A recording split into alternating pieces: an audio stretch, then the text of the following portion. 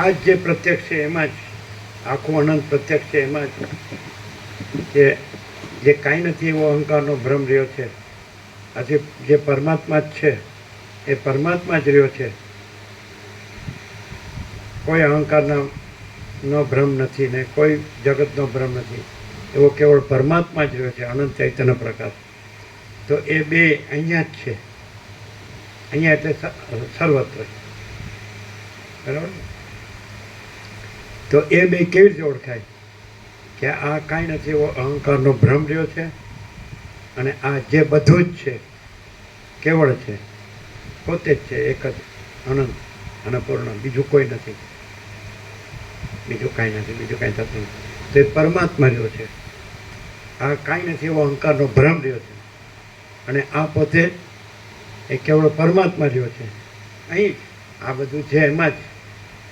તો એક બે એકદમ મૂળ મુખ્ય લક્ષણથી, એક જ લક્ષણથી કઈ રીતે ઓળખાય?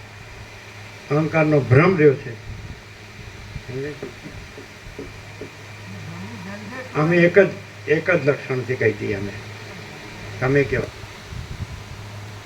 જે ઓરિજિનલ રિયલ અનુભવે એવું કે આ સાક્ષાત પરમાત્મા છે અને આ કાંઈ નથી એવો ખોટો અહંકારનો ભ્રમ છે. જે ઓરિજિનલ રિયલ ટ્રુથ છે એ પોતે એટલો બધો પૂર્ણ છે કે એની અંદર બીજું કંઈ નથી અને એની શાંતિ અચ્યુત છે. પરમ શાંતિ અચ્યુત, જરા પણ સ્વરૂપ છોડતી નથી એવું છે. અને પેલો જે અહંકારનો ભ્રમ છે એમાં હું અને જગત બે સાચું અને પછી એની બધી જ જફા જમેલા ઝંઝટ બધું જ, અને બોલવાનું ખાલી આ શબ્દો.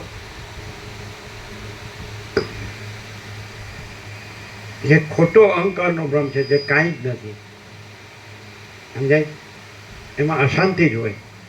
અને જે સાચો પરમાત્મા હોય, કેવળ પરમાત્મા, તેમાં પરમ શાંતિ જ છે.